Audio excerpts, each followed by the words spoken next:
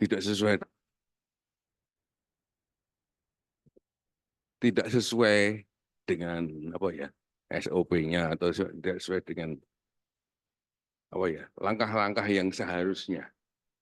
Jadi titik berat dari apa yang saya kerjakan ini adalah kronologi cara berpikir ya, dimulai dari data klinik, kemudian apa yang kita lihat, apa yang kita amati, ya, akhirnya langkah demi langkah kita menuju suatu diagnosa. Nah ini terus terang aja saya melihat beberapa laporan kasus yang pernah saya lihat ya, itu tidak mencerminkan langkah-langkah tersebut ya. Biasanya, yang kedua, biasanya kan orang itu periksa darah rutin dan khusus ya. Rutin sederhana, penapis atau screening. Kemudian kimia. Kemudian yang apabila dibutuhkan lagi, kita lanjut dengan pemeriksaan immunophenotyping, hitogenetik, biomolekuler, dan lainnya. Yang akan saya tekankan sini adalah pemeriksaan sederhana dulu. Kita akan mulai dari sederhana, toh, bukan yang sederhana dulu. Nah, sederhana itu dimulai dari temuan klinik. Anda boleh mengambil ini apa gitu PPT saya ya. Jadi biar Anda tidak terganggu dengan tulis menulis. Tapi kalau mau menulis ya silahkan. Tapi kalau PPT-nya itu boleh dia. Kuliah itu tujuannya supaya yang diberi kuliah itu tahu. Nah, yang diberi kuliah tahu itu dari mendengar, melihat, membaca, dan PPT. Jadi boleh ini di share boleh. Ya, jadi begini. Dimulai dari temuan klinik. Anda tahu orang klinik itu biasanya pelit sekali memberikan informasi. Kadang-kadang cuma mohon pemeriksaan darah tepi gitu aja. Kadang-kadang gitu. Itu masih baik. Kadang-kadang tidak. Pokoknya periksa darah gitu aja. Jadi mereka menganggap kita ini pesuruh ya. Bukan, kita bukan pesuruh. Tapi kita berdiri sama tinggi ya. Mereka sebetulnya bukan menyuruh, tapi bertanya atau konsultasi kan. Tuh. Minimnya informasi klinik ini banyak sekali ya. Tapi ada juga yang over. Mohon pemeriksaan darah tepi pasien dengan suspek anemia megaloblastik lah. Lah ini anemia ini mencari AL, akut limfoblastik leukemia. Orang tahu itu limfoblastik atau mieloblastik itu kan dari lab. Mereka sering over ya. Pemeriksaan anak-anak dengan suspek anemia limfoblastik ya kronik atau akut gitu ya, akut limfoblastik ya. Kadang-kadang over seperti itu. Tapi kadang-kadang minim sekali. Entah minim, entah over, kita terima sebagai data klinik yang pertama. Jadi misalnya anemia grafis. Kita tahu anemia grafis itu anemia yang berat. Jadi di dalam pemikiran kita sudah terbayang, oh enggak, nanti kalau kita periksa, HB-nya masih di bawah 8. Nanti kalau kita periksa hapus darah tepi, mesti ya, itu gambarnya itu hipokromik dan segala macam ya, anisokoikilocytosis. Jadi di dalam otak kita itu sudah mulai mengharap. Jadi langkah pertama mengharap seperti itu. Betul juga, screening kita ambil ya darah tepi, nah betul HB-nya rendah ya. Kemudian MDV hasilnya juga ada kelainan ya. Kemudian ini kita bawa ke darah tepi. Di dalam darah tepi tadi kita boleh lihat, ini grafis ya. Ya betul juga, ini gambaran morfologinya hipokrom. Ya. Kemudian ada anisopoikilocytosis. Dari kromasi dan kemudian dari bentuk-bentuk yang lain, itu kita sudah memformat pikiran kita untuk mengarah ke sana. Kalau hipokrom, misalnya ya, eritrositnya dulu ya, eritrosit itu kan kita melihat Nah, sebelumnya ya, kita harus bisa bikin hapus darah tebu yang baik. Yang paling merah belum dilihat belum. Tolong nanti dokter anu ya, Sheila nanti akan bimbing Anda yang baru ya, yang baru sekali, yang lama sudah mahir kamu, yang baru sekali bikin hapus darah tebu yang baik. Saya katakan ini bukan tugas kalian, bukan tugas dokter ya, tugas analis.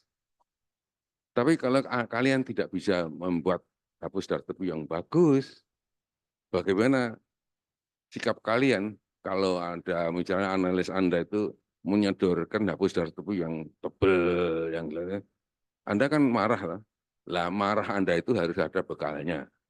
Bekal untuk marah, jadi marah tanpa bekal itu kan gimana? Anda punya bekal. Ini loh cara yang baik, ya.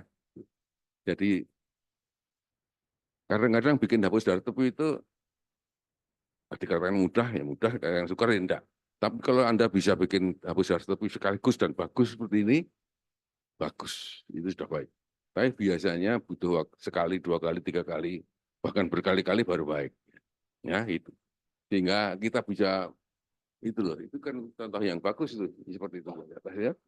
Kemudian setelah itu kita harus tahu juga bagian dari hapus darah tepi.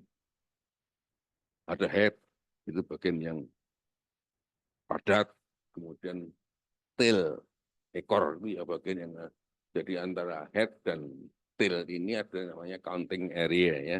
Ini di tempat sel-sel atau eritrosit itu bersinggungan bukan berdempetan. Pada head itu eritrosit biasanya berdempetan ya. Sedangkan pada tail itu berjauhan ya, saling berjauh. Di area counting area ini biasanya kita div count-nya di situ dan juga melihat sel-sel ya. Jadi kalau kita judulnya mengenal sel itu tidak sekedar mengenal, tapi mengenal dan memaknai kehadiran sel tersebut dari tepi ya, memaknai.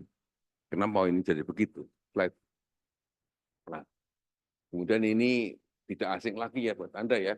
Jadi sebetulnya kan cuma tiga hal ya, cuma sel darah merah, leukosit, dan trombosit.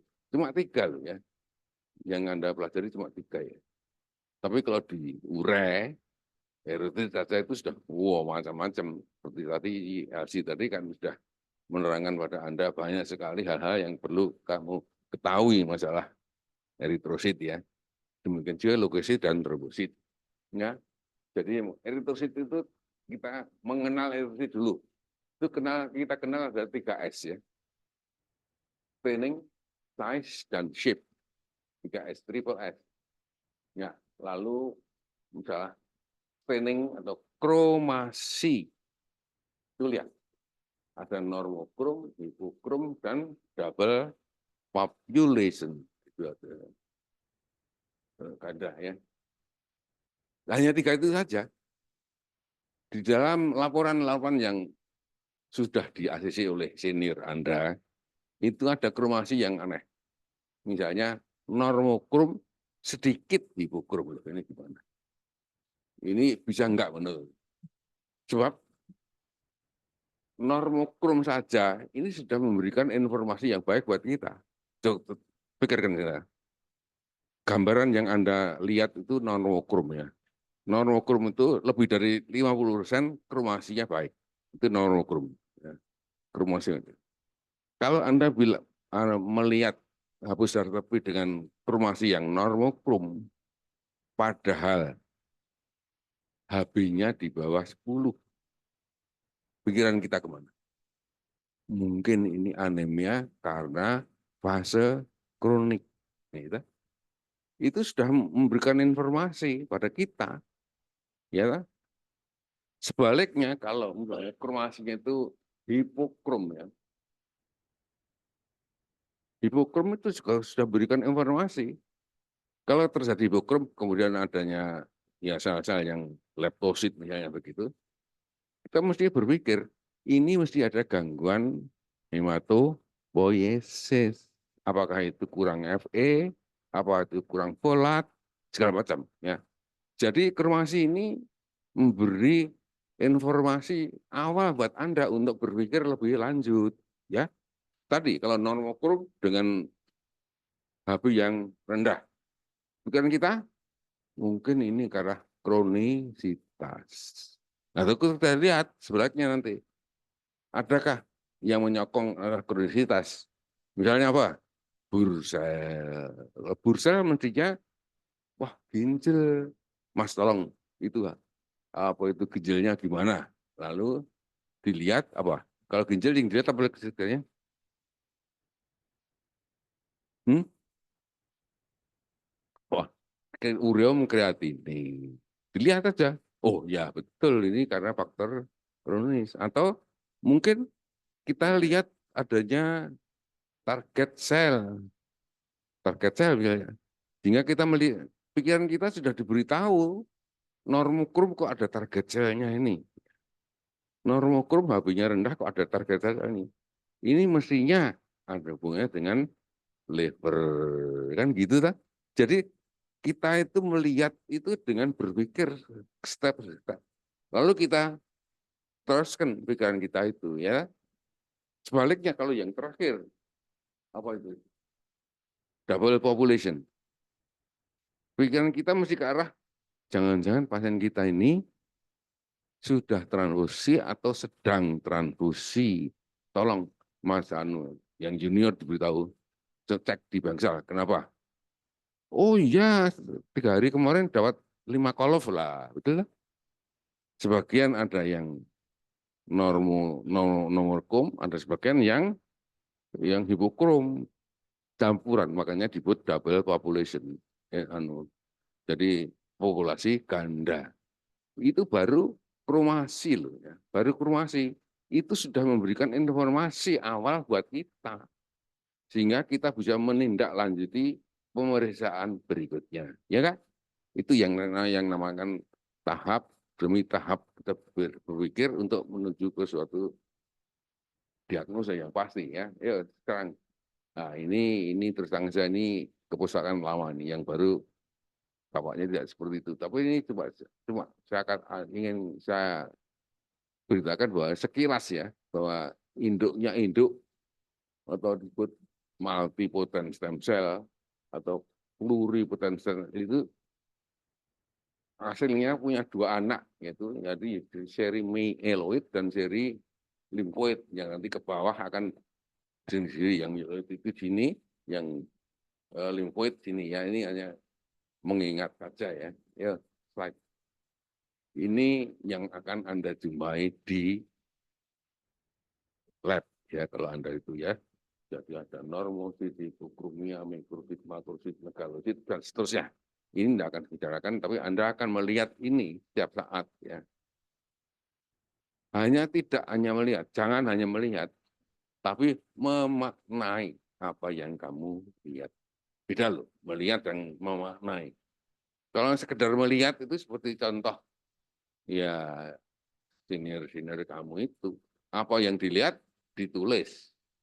Nah, bingung diagnosisnya apa. Ketemu saya terutus satu di ujung sana. Sudah pikirannya apa?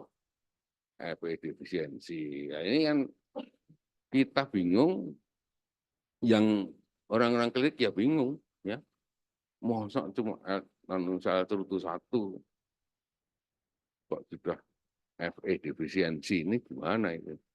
Ini rupanya anak ini senangannya lihat terutu ya. Jadi sel terutu dilihat semua ada satu. Lalu diagnosisnya FE. Nah, itu kan tidak benar seperti itu ya. Karena kalau kita betul FE defisiensi mesti disokong oleh temuan yang ya. Nah, ini tidak akan saya bicarakan satu persatu, tapi Anda akan melihat di GTT atau di mana ya. Slide. Tadi sudah saya katakan ya, morfologi itu ada kromasi, ukuran, bentuk, kelainan morfologi khusus, benda inklusi, dan sel muda. Ya, seperti itu ya. Nah, ini lihat ya. Yang belah anak normokrom. Lihat. Normokrom. Kalau Anda lihat lagi non-wokrum ini, di bagian ujung, di bagian tail, pasti ada hipokromnya. Jadi kalau normokrom ada sedikit yang hipokrom itu terus gimana itu? Arahnya gimana? Kok ada sedikit hipokrom? Itu sering saya melihat itu. Normokrom sedikit hipokrom. Itu orang tujuannya apa? Kan tidak ada maknanya. Tadi saya beritahu cara memaknai normokrom, tapi HB-nya rendah. Oh, pikiran kita ke arah kronik kita. Ya kan? Tapi kalau normokrom ada sedikit hipokrom. Terus ini maknanya apa? Enggak. Maknanya apa? Kan tidak ada maknanya. Kemudian yang berikutnya itu adalah kromasinya yang hipokrom ya. Itu lihat hipokrom. Ada tuding. Kalau tuding itu bahasa Jawa ya. Ini apa? Ini namanya apa? Lupa.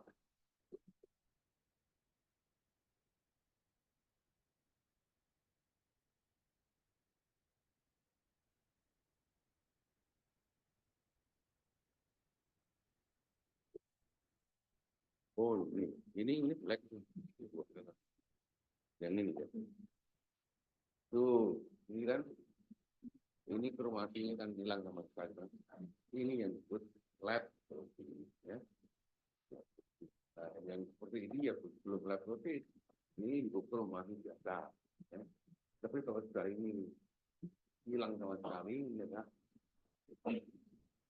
Kemudian yang terakhir adalah ini ada yang bagus, ada yang tidak bagus. Pokoknya apa namanya populasi ganda. Yang ketiga-tiganya itu masing-masing punya makna sendiri. Jadi kalau Anda melihat ini tadi, maknanya apa? Kalau HP-nya rendah, kalau HP-nya normal, ya normal seperti ini ya. Yuk, slide. Anisopoikilositosis itu artinya aniso, ukurannya beda-beda, poikilo, ukurannya beda-beda. Ini loh. Ini kan enggak karu-karuan.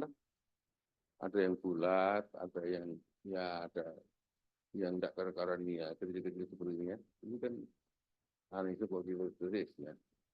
Lalu ini yang ditampilkan ini oleh Dr. Sheila ini loh.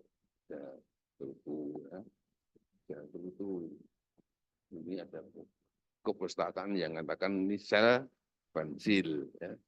Tergantung kalau hematolognya itu cewek mungkin sel gerutu ya. Karena lihat suaminya pakai gerutu. Tapi kalau hematologinya cowok pensil, saya sering pakai pensil ya. Itu dagelan saja kan ya. Nah, ini juga sangat familiar sekali di Anda ya. Tapi satu hal yang saya ingin tekan, walaupun sudah senior sekali, membedakan antara EOS dan bakso itu masih sulit. Makanya itu yang sudah tahu ya jangan, wah aku sudah tahu. Tapi yang tidak tahu tolong diperhatikan lagi ya. EOS ya dan basophil. Kamu perhatikan dulu. Dulu keputusan lama eosinofil itu seperti ginjal, tapi tidak. Itu tergantung maturasinya. Tergantung maturasinya. Kalau sudah matur sekali, pasti seperti ginjal. Tapi yang Anda harus lakukan adalah sitoplasmanya itu dipenuhi, dipadati oleh granul yang warnanya warna eosinofil ya. Sedangkan kalau EOS, basofil, ini kan ada granula yang kasar sekali seperti ini, ya, tapi tidak padat seperti ini, tapi kasar seperti ini. Dan granula ini kadang-kadang juga ada di nukleus, ya, tuh. Yang sudah paham sekali sudah tidak masalah, tapi ini bagi mereka yang tidak paham ya. Kemudian seterusnya ini gampang. Ini segmen, ini batang. Batang dan segmen itu harus kita lihat ya. Kita ini berhubungan dengan barang hidup. Barang hidup itu kan mulai dari imatur ke matur perjalanannya. Sehingga di batas antar matur dan imatur ini sering kacau, terutama dalam diferensial tahun. Dan untungnya ini bukan Anda yang punya anu ya. Tugas ini analisnya. Itu antara batang dan segmen. Kalau batang itu hampir ada 2 lobus yang tipis. Tapi kadang-kadang masih ada yang tebal. Nah ini batang apa segmen? Nah ini kan itu terserah aja. Dan untungnya ini yang ngedip sudah ada dan bukan Anda lagi ya. Ya ini hal yang sudah tidak perlu dilakukan lagi ada. Sudah.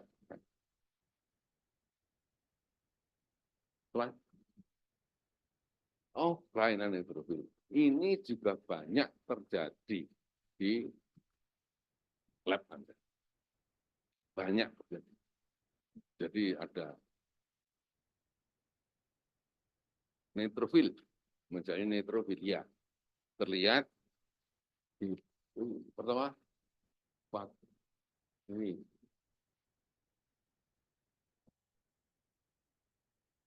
apa ini?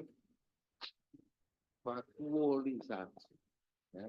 Ada vakuolisasi neutrofil, hipergranulasi. Jadi granulanya hebat tambah hebat. Ini kalau ada yang lain, kamu jangan tahu ini adalah Enggre neutrofil ya. Marah. Ini pasti ada didekati oleh benda asing. Marah dia. Mungkin infeksi macam ya. Jadi Enggre neutrofil itu ada kepustakaan yang mengatakan itu Enggre neutrofil. Tapi tidak banyak. Itu kemudian ini hipersegmentasi neutrofil. Ini banyak sekali yang Anda jumpai nanti di kalau Anda baca hapus dan tepi ya. Dan ini ada maknanya. Vakuolisasi. Oh ini vakuolisasi, hipergranulasi, hipersegmentasi. Ini juga ada maknanya. Maknanya kalau hanya ketemu itu saja, itu biasanya kita jumpai pada kasus infeksi. Itu cara memaknai seperti itu ya. Jadi tidak sekedar melaporkan apa yang dilihat, tidak. Ya.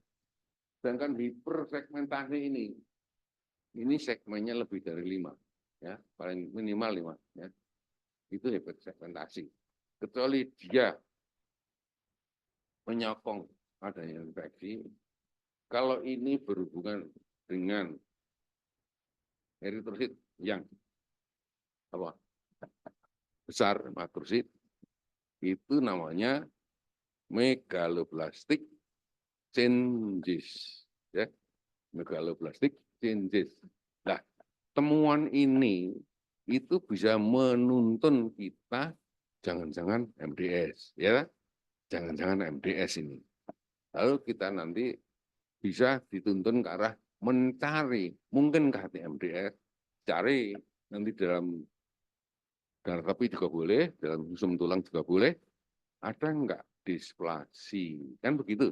Jadi cara berpikir itu dengan adanya temuan ini, itu kan berkembang, ya berkembang. Jadi jangan sekedar melihat, menemukan dan menulis. Ini sama sekali tidak ada artinya ya.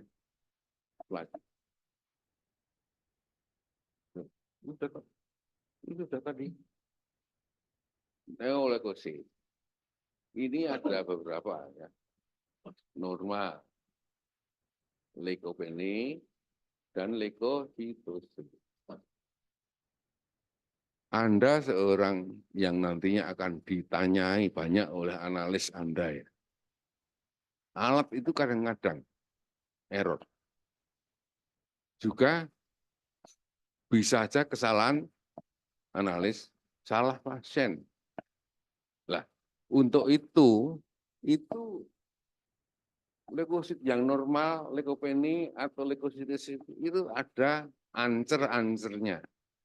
Ancer-ancer itu apa? Ancer-ancer pedoman ya. Pedoman, ada pedomannya. Kalau normal, ini masing-masing harus punya kunci sendiri. Satu medan penglihatan normal ya, itu tidak lebih dari 15.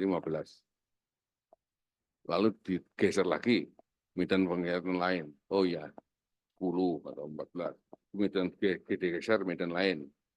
Kira-kira ya sekitar 10.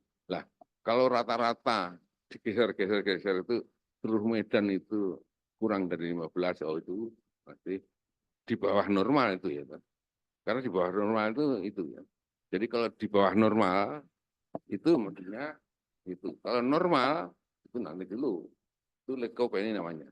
Kalau leukositosis itu kalau misalnya di dalam medan penglihatan satu itu sudah lebih dari 50 sel. Itu adanya leukositosis. Tapi kalau antara 15 dan 50 itu normal. Ini adalah quality control yang sederhana. Karena alat itu bisa error, orang itu juga bisa keliru, yang dihadapkan adalah orang pasien lain. Kalau misalnya alatnya error, dihadapkan pada Anda, ini adalah leukositosis. Padahal kamu lihat, leukositnya cuma di bawah 15 permataan. Ini jelas keliru. Ya. Jadi ini bisa dipakai untuk semacam quality control, kualitas mutu. Ya. Sekedar melihat saja, wah ini tidak mungkin kalau leukopenia ya. Wong ini masih di bawah, masih di atas 10, 15 tidak mungkin ini ya. Atau mungkin wah ini leukositosis ya enggak lah, ini yang baru kira-kira sekitar 30-an ya, belum leukositosis. Ini harus Anda punya pedoman sendiri. Saya bilang 15, 50, tapi cuma ancaran saja. Tapi Anda punya pedoman sendiri.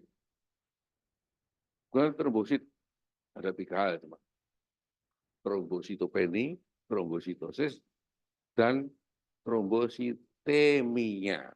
Ada gambarnya. Good, ya. Trombosit normal itu dalam satu medan hanya ada 1, 2, atau paling enggak 3. 1, 2, 3. Nah, ini trombosit normal. Tapi kalau kosong melompong seperti ini namanya trombopeni. Dan trombositnya menurun. Jadi Anda pertama kali melihat ini, tidak ada sama sekali. Dan ini jangan satu medan saja. Digeser ke medan lain, digeser ke medan lain. Kalau kondisinya seperti ini, namanya trombositopeni. Tapi kalau ini ada 2 atau 3 trombosit, digeser ke lain bidang, masih 2 atau 3. Oh, ini adalah normal. Tapi sebaliknya ini lebih dari 2, 3, banyak sekali. Ya. Ini sudah paling enggak 500.000. Ya. Ini yang namanya trombositosis. Ya. Nah, yang ini adalah banyak sekali ini. Banyak sekali dan ada yang giant trombosit, ya, ini giant trombosit, ya. Kemudian small megakaryosit juga ada gara-gara ini. Ini biasanya lebih dari 1 juta. Sudah lebih gitu ya, trombositemia. Bidal. Trombositosis itu kemudian faktor ekstrameduler, infeksi apa segala macam. Tapi kalau trombositemia lebih dari 1 juta itu mesti faktor medular ya, bukan ekstramedular tapi dalam tulang. Itu beda. Dan nanti gambaran di sumsum tulang pun akan beda sekali ya. Ini sekilas mengingatkan kembali dan memaknai apa yang kita lihat. Ya, yuk. Nah, ini lakonnya ini. Ini ceritanya. Hipokrom sebagai nomor 2. Nah, maknanya apa? Hipokrom sebagai normokrom. Ya, maknanya apa? Nah, dimanai sendiri. Sebab kalau itu normokrom atau hipokrom atau double population itu punya makna. Tapi kalau hipokrom sebagian normokrom itu maknanya apa? nggak ada. Itu seperti orang yang berjalan matanya ditutup, jadi kemana arahnya nggak tahu. Arahnya nggak ada sama sekali. Ya. Kemudian mikrosit, anisosit, normosit, ovalusit. Nah, kenapa yang normosit itu tidak diletakkan di tahun? Ini anisosit, ini mikrosit, anisosit, normosit, ovalusit, erythroblast. Ini namanya anisosit apa enggak? Kan harusnya disebut anisositosis dan poikilositosis itu. Kemudian yang lain-lain tidak ada masalah ya, tapi yang pertama kali saja sudah kita dia tahu arahnya kemana, orang yang ini arahnya kemana. Padahal diagnosa akhirnya bagus, karena dia sudah pakai BMP dan segala macam bagus. Ini salah satu contoh yang baik untuk tidak ditiru. Ya. Jadi seperti ini. Ini contohnya baik sekali untuk tidak ditiru. Ya. Saya beri contoh pelaporan kasus gambaran dari GDT. Ini wanita 18 tahun dikirim dengan anemia berat. Nah ini kliniknya gitu, anemia berat. Pikiran kita, habisnya mesti di bawah kromasinya nanti mesti dikukul. Kemudian bentuk dan ukurannya mesti tidak karu-karuan. Karena berat, anemia berat, jadi grafis ya berat. Kemudian rutin, tuh 3,8, lekonya 4,1, trombonya 207, MCV itu MCV sekian ya. Dari sini kita bisa sudah diberikan informasi ini anemia berat ya sekian dan ini 207 itu normal enggak? Masih normal. Tapi normal tinggi lah, sudah tinggi di atas 100 sudah ya. Kemudian berikutnya, nah ini yang kita lihat di sini. Eritrositnya sudah ke arah mikrositik, sudah mikrositik ya. Kemudian ini hipokrom, seperti ini sudah hipokrom. Dari leptosit tidak ada, tapi hipokrom sudah ada. Ya. Ini tadi saya prediksi tadi ya, hipokrom. Itu jadi gambaran laboratorium seperti ini. Terus temuan klinik anemia berat kurang spesifik, anemia berat saja, nah ini kurang spesifik lah. Lalu temuan darah tepi, hipokrom, anisitosis, dan poikilositosis. Jadi itu menyokong anemia berat tadi ya. Kemudian sel mikrosit, makrosit, sel terutu, eritroblast. Ya. Ini sudah menuntun kita ke arah suatu dugaan diagnosa. Ya. Jadi gambarannya gambaran mikrositik. Ya. Gambaran mikrositik ditambah dengan sel terutu dan adanya eritroblast. Kita bisa menyimpulkan sementara mungkin ini kita bisa mencurigai ke arah FA defiensi. Ada kecurigaan kita ini ada dasarnya, yaitu gambaran yang mikrositik, anisopoikilosis, dan itu apa itu dugaan sementara. Kemudian karena dugaan kita itu ke arah FA defiensi, maka kita anjurkan pembacaan status besi. Status besinya ternyata rendah, jadi berubah rendah. Maka dia simpulan diagnostik adalah anemia defisit. Jadi bertahap hingga sampai pada simpulan. Ya, sampai simpulannya. Terus sekarang evaluasi aspirasi sumsum tulang BMP. Ingat BMP ini center pendidikan yang mengajarkan BMP. Setahu saya itu hanya Solo dan Malang. Dulu Surabaya, tapi karena sudah pensiun semua itu seniornya, jadi presiden Surabaya sering dikirim ke Malang. Jadi berbalik. Dulu orang Malang itu berkiblat ke Surabaya, termasuk orang Solo. Saya kan dari Surabaya juga. Nah, sekarang hanya Semarang dulu juga. Tapi Semarang karena seniornya sudah banyak yang almarhum, juniornya belum bisa. Begitu. Jadi BMP ini inilah trademark kita. Kita jaga dan kita ya, betul-betul kita hormati ya. Ayo sekarang contoh kasus ya, wanita umurnya 40 tahun dengan keluhan anemi, sakit nyeri pada beberapa tempat, jadi beberapa tulang nyeri ya. Temuan darah rutin HB 4,7 rendah, hemoglobin 15 ya. Darah WBC-nya 7,4 ya, masih normal, plateletnya 190 masih normal. Temuan darah tepi, Anda lihat. Nih, apa nih? Low formation. Ya. Low formation. Kalau kita temukan low formation, tolong dicek lebih confirm dengan apa? LED. Low formation. Low formation. Kenapa kok LED-nya dicek? Naik. Kenapa kok naik? Apa? Tidak turun toh? Naik. Kenapa naik? Ayo, ini pelajaran patologi klinik semester 4. Ayo. Udah lupa semua. Lupa atau dulu enggak dengar. Jadi kalau terjadi formasi lulu, itu eritrosit kan bergandengan kan.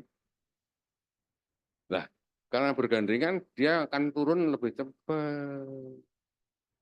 Lalu pertanyaan lagi, kenapa terjadi lulu? Lah itu pertanyaan lagi. Anda mesti tadi tidak bisa jawab, sekarang ya malah tambah tidak bisa jawab. Hah? Ya itu karena apa? Karena perubahan plasma. Perubahan plasma. Periksaan plasma darahnya kan nanti ada spike. Itu kan berhubungan kan. Jadi dengan melihat, oh ini ada formasi rulo. Coba dicek LED-nya. Oh, meningkat, naik. Ya. Kemudian Anda lihat seperti ini. Dalam darah tepil, ini kita lihat seperti ini. Ini dulu formasinya semakin jelas. Lihat seperti ini. Ini apa? Limfosit. Ya, ini limfosit. Apa eritroblast? Oh, kamu nggak ada lihat. Catat ini. Apa nih? Limfosit? Apa eritroblast? Hah? Sel plasma. Bener sel plasma? Manduk-manduk, rekan manduk-manduk, sel plasma. Kita kadang-kadang kalau sel plasma ya seperti ini ya, tapi ini loh, di tepian inti itu ada halo sel plasma. Tapi betul nggak seperti itu? Oleh karena kita ragu-ragu, maka diberi nama lain saja. Limfosit plasmasitoid. Mungkin plasma sel, mungkin limfosit, mungkin eritroblast. Ya, jadi dokter kan pinter. Masih ragu-ragu, diberi nama aja yang lain. Limfoid plasmasitoid. Ya kan? Itu. Nah, tadi ya, ini ada rule of formation, ada limfosit plasmasitoid. Pikiran kita sudah dituntun ke arah MM. Nah, kalau kita sudah dituntun ke arah MM, apa yang kita lakukan? Ya, SPE, gitu. Nanti untuk menjawab adanya rule of formation karena perubahan plasma. Perubahannya ada apa enggak perubahannya? Kita pakai SPE. Coba kita lihat SPE-nya. Ada enggak tuh? Tadi ada resume. Itu kan resume data ya. Umur 47 tahun. Jadi kalau MM pantas. Ya, bukan anak-anak ya. Pantas lah. Umur 7 tahun. Lalu formasi rulo, ya, ada RD-nya meningkat, ada limfosit plasmasitoid, ya. Lalu kita terbentuk pikiran kita ke arah, oh curiga multiple myeloma. Caranya, lihat ada. Nah, betul, gitu, betul lah. Ini sekaligus jawab memang ini ada perubahan plasma sehingga terjadi rulo formation. Dan ini salah satu tanda dari MN. Lalu apa? Ini untuk konfirmasi diagnostik perlu BMP. Nah, coba kita lihat BMP-nya ke apa. Nah, ini ya, tolong diperhatikan ya. BMP itu mesti harus terikut fragmen. Ya. Jadi seperti ini. Ini yang belum dicat, ini yang sudah dicat. Nah, ini loh, seperti ini kan fragmen. Bikinnya tidak usah banyak-banyak. Kalau pita merah itu biasanya itu 50 gitu. Tapi kalau pita kuning sudah 20, pita hijau sudah 10. Nah, nanti kalau ada pita biru 5 cukup. Ya, ini seperti ini. Ini sudah 5 ini akan bikinnya cuma 5 cukup. 1 disimpan, 1 dibikin pasien kalau dia mau pindah kota, lalu 1 untuk aksi. Ya. 5 cukup, nggak usah 15. Biasanya kan 15. Pita merah malah 20. Pita merah. Ya. Latih seperti ini ya, latihan bikin. Kemudian jangan lupa, dalam BMP itu ada sign in, time out, dan sign out. Pernah dengar Pak? Sign in. Dicek. Pasien ini benar-benar, umurnya benar-benar, diagnosisnya apa, persetujuannya pasien ada benda ya. Kemudian time out itu telah masuk di dalam kamar BMP, dilihat apa itu dokternya, asistennya, obat-obatnya, lalu hal-hal yang perlu disiapkan ya, time out. Sudah selesai, doa. Jangan lupa, doanya tidak usah rosario itu enggak usah ya doanya. Doanya singkat saja ya, pokoknya harap kita bisa ya tuntun oleh yang Maha Kuasa sesuai itu cukup kok ya. Setelah itu sign on itu yang pertama kali dilihat adalah pasiennya. Pasiennya itu gimana? Bagus, sehat, kompos mentis, segala macam, boleh dibawa ke ruangan. Lalu alat-alat ada enggak yang tercecer ya, segala macam, baru bikin seperti ini. Yuk. Nah, dilihat. Formasi rulo ini masih nampak sekali. Kemudian ini loh, yang namanya khas sekali kan, plasma saya khas sekali. Ada yang double nukleus, ya, ini megakaryotidnya ya, khas sekali. Hingga diagnosis akhirnya kita sebut sebagai multiple myeloma. Terus ini sesuai dengan diagnosis yang dibutuhkan dari beberapa kriteria. Salah satu kriteria tersebut sebagai berikut. Kriteria mayor, kriteria minor. Kita memenuhi semua. Memenuhi ya. Terdapatnya sel plasma, terdapatnya sel-sel plasma lebih dari tulang ya. Terdapatnya M-spike pada elektroprotein. Minornya adanya bone lytic. Bone lytic itu kita tidak tahu, tapi dari pasien tadi ada beberapa sakit nyeri ya. Bone lytic yang kita tidak tahu. Kemudian adanya M-spike pada elektroprotein ini termasuk minor juga. Gambaran M-spike pada elektroprotein urin, tapi kita tidak pernah jelaskan itu. Kemudian sel plasma pada 2 bulan dan lebih yang berbeda ini lama. Jadi hapus darah tepi tadi kalau kita lihat limfoid plasmasitoid itu yang lain yang kita lihat ada enggak. Itu yang disebut terakhir adanya sel plasma pada 2 bulan dan lebih yang berbeda. Jadi hapus darah tepi teman ini ada sel plasmanya atau limfoid plasmasitoid. Coba yang lain, ada ini termasuk kriteria minornya ya. Yuk. Nah, sekarang ini juga termasuk trademark kita ya, trademark kita. Saya kira tidak ada center pendidikan yang menjalankan ini. Begitu. Ini hanya kita. Ini kemudian ada yang, oh itu kan kalau ngambil biopsi itu kan harusnya orang klinik. Oh tidak orang klinik. Kita pun mengambil biopsi bisa. Dan saya dulu pernah ngasisteni ketika saya masih seperti kalian di Surabaya ini tahun 80. Ada sudah lahir belum lahir ya. Tahun 80 sekarang kali 40 tahun. Kita itu yang ngambil orang PK, bukan orang klinik ya. Ya, tuh biopsi tulang. Kapan? Nah ini contoh kasus lagi. Ya, 63 tahun dikirim dari klinik dengan anemia berat. Sekali lagi, pasti HP-nya rendah. Lihat, oh HP-nya rendah. Leukosinya 3, loh, rendah. Plateletnya 12, juga rendah. Jadi pansitomeni.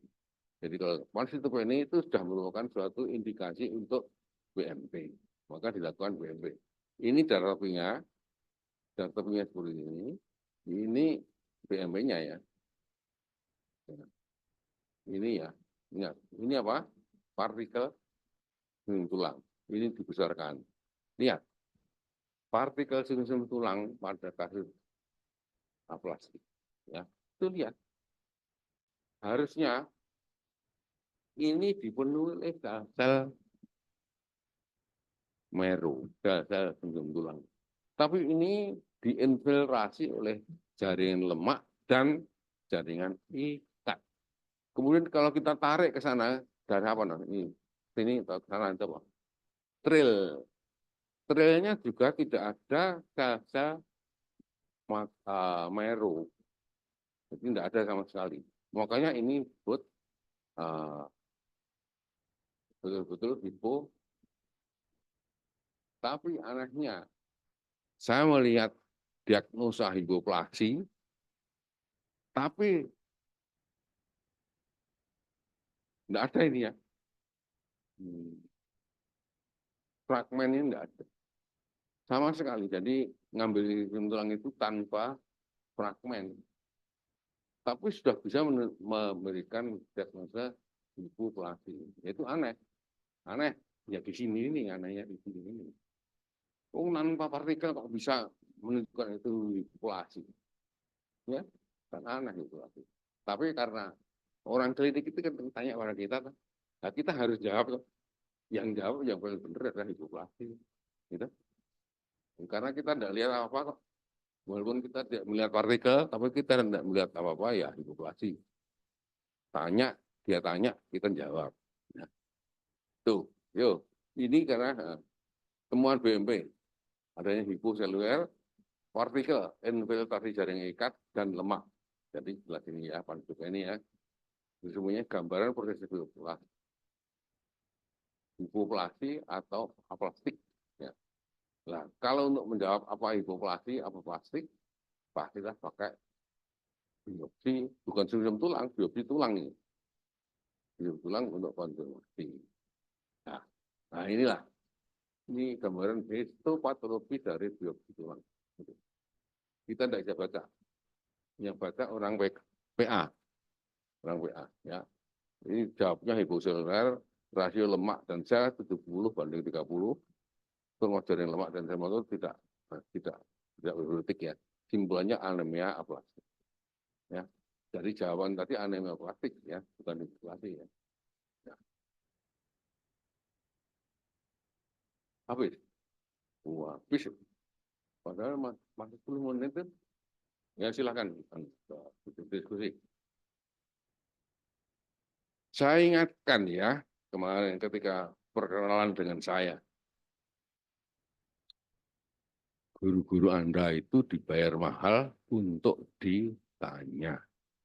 Dengan Anda itu membayar mahal untuk bertanya. Ya enggak? Maka bertanyalah supaya uang yang kamu keluarkan, waktu yang kamu buang itu ada harganya. Ya,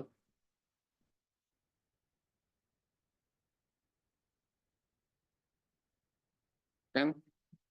Ya, Terima kasih Prof atas presentasinya. Mohon izin saya ingin bertanya Prof. Nggih, saya izin bertanya Prof. Nggih. Tadi dijelaskan tentang anemia defisiensi besi mempunyai gambaran khasnya sel cerutu atau sel pensil, nggih, Prof. tapi tidak cuma itu. Nggih, mohon izin Prof, kalau memang nanti pada pemeriksaan gambaran darah tepi tidak didapatkan sel pensil atau sel cerutu itu, bagaimana, apakah ada gambaran khas yang mungkin mengarahkan kita untuk bahwa ini merupakan kelainan kekurangan defisiensi besi bukan dari HB Pati, Prof? Ya, begini, sel pensil itu kan hanya satu di antara tanda-tanda anemia defisi. Kan masih ada gambaran mikrositiknya. Jadi ada gambaran mikrositik, tidak kita sertai cerutu, pikiran kita sudah terfokus. Jok-jok ini FE defisiensi. Gitu. Jangan-jangan, jok-jok ini jangan-jangan ya. Jangan-jangan orang Jawa, ini orang Jawa. Jangan-jangan itu anemia defisiensi besi. Nah, konfirmasinya ya status besinya diperiksa. Status besinya diperiksa. Tapi paling enggak saya menanamkan pada Anda untuk mencurigai. Mencurigai. Hingga saya curiga ke sana, jika arah kita itu kan sudah jelas. Saya curiga ke sana. Jadi yang ke sana itu mesti dibuktikan dengan apa ya? Fakta yang lain, ya, gitu. Tidak harus, Mas, ya. Ya, siapa lagi? Ya. Izin pertama, Prof. Ini sebenarnya pengalaman kami waktu kemarin saya dapat pasien dari waktu BMP. Pasien itu didiagnosa bisitopeni suspek et causa MDS, Dokter. Bisitopeni et causa suspek MDS. Terus dia dari klinik, Prof. Terus kemudian pasien itu juga sudah dilakukan pemeriksaan salah satunya SPE, Prof. Pada SPE dia temukan penurunan fraksi albumin dengan peningkatan fraksi alfa 1 dan beta 2 globulin disertai monoklonal spike pada fraksi gamma globulin mengarah monoklonal gamopati. Mengarah? Monoklonal gamopati. Habib Pati. Ya. Tapi gambaran datatnya gimana? Jadi gambaran darah tepinya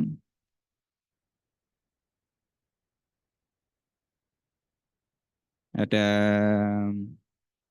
anemia normokomik nomositik dengan trombositopenia suspek causa proses kronik disertai infeksi. Cuman kecurigaan ke arah para proteinemia belum dapat disingkirkan. Kemudian kalau kita berpikir ke arah HB Pati, ya. monoklonal gamopati, Prof. Hah? Monoklonal gamopati. Oh, MM. Iya, Prof. Loh, enggak curiganya ke arah MM. Iya, Prof. Ke arah Oh, MM akhirnya. ya kita sesuai dengan kriteria diagnostik tadi, pikiran kita ke arah sana. Jadi pertama kali kita lihat darah tepinya ada enggak informasi dulu. Ada enggak apa itu plasmacytoid, limfoid, plasmacytoid ada enggak. Kemudian LED-nya tinggi apa enggak. Kemudian SPE-nya gimana gitu. Kalau itu semuanya terpenuhi, ya kecurigaan manuk-nunuk itu benar. Jadi bukan HBWati. Kalau HBWati lebih parah lagi seperti itu. Isopokriterisnya. Terus diagnosnya apa terakhir? Kemudian pasien dilakukan BMP, Prof. Nah, ya, Dari BMP-nya itu malah dia ditemukan di populasi, Prof. Dia tidak menemukan sel plasma itu. Tidak. Ya, itu. Tapi ada spike. Ya, dari SPE-nya ada spike. Oh, baik. Itu kan ada sebelum MM, ada sebelum Gus. Gus. Tapi di populasinya dari apa itu tulang itu saya curiga kejangan partikel ini tidak ada. Ada apa enggak partikelnya? Dari semuanya itu kita nggak menemukan satupun sel plasma partikelnya. Iya, ada, Bro. Jadi pada waktu itu pengambilannya emang kami cenderung susah, Prof. Tidak ada, Prof.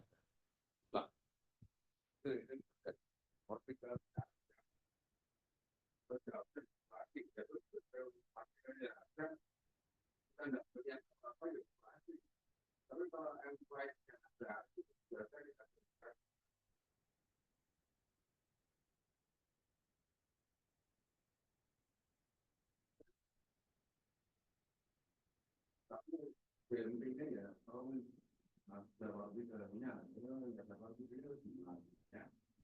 Yang lain aja ya, pabrikannya ada ya. Tidak ada pabrik garam itu kemungkinan apa yang salah.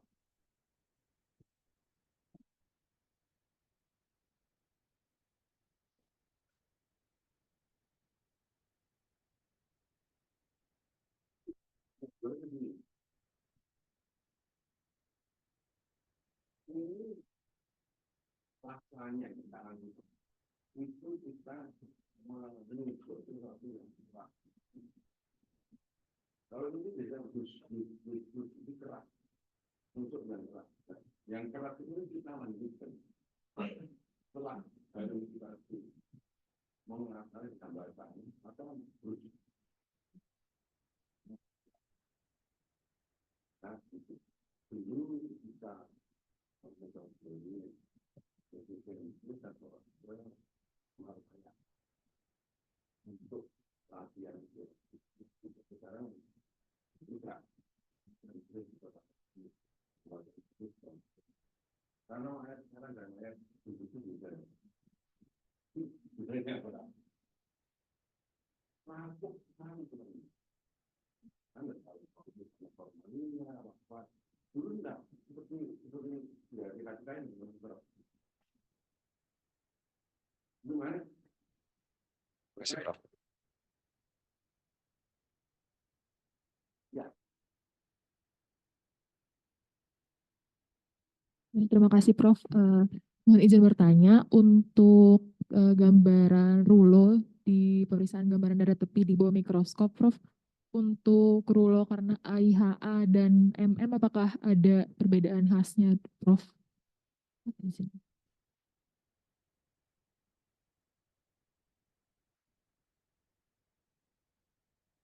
Iya, Prof.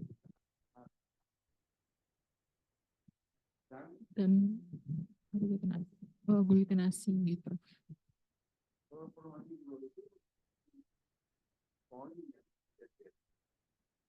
Tapi kalau itu agak campur cuma mirip itu jadi bukan membedakan antara kami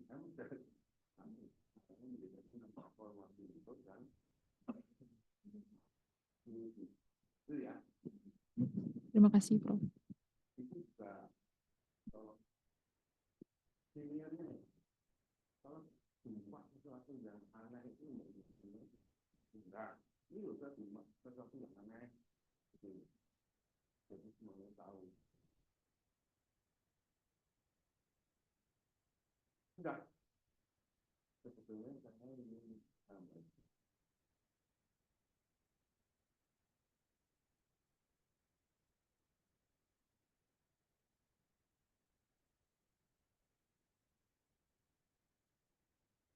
boleh ya? Boleh. Boleh. Kamu yang boleh yang lain baik kalau gitu ini depannya sebetulnya ini untuk menyerap kuning sudah masuk ini kuning itu kuning betul kan?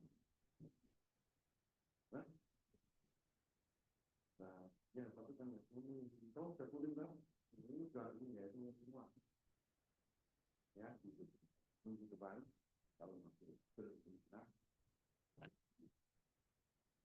mau ya mengenal mengenal ya berarti jauh lagi mengenal itu so yang minggu depannya lagi ya perhatian selamat makan dan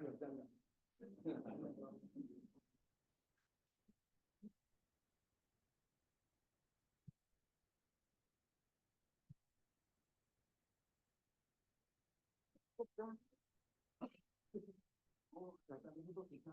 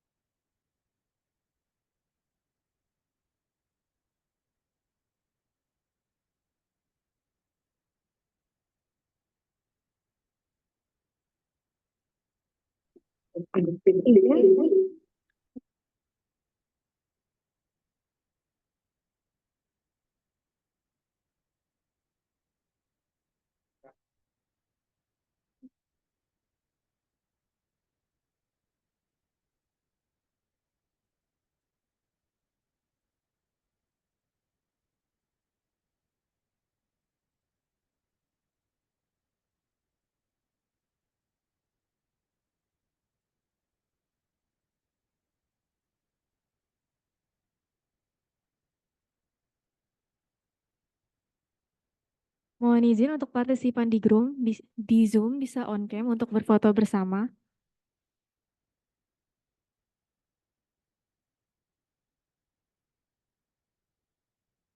Udah.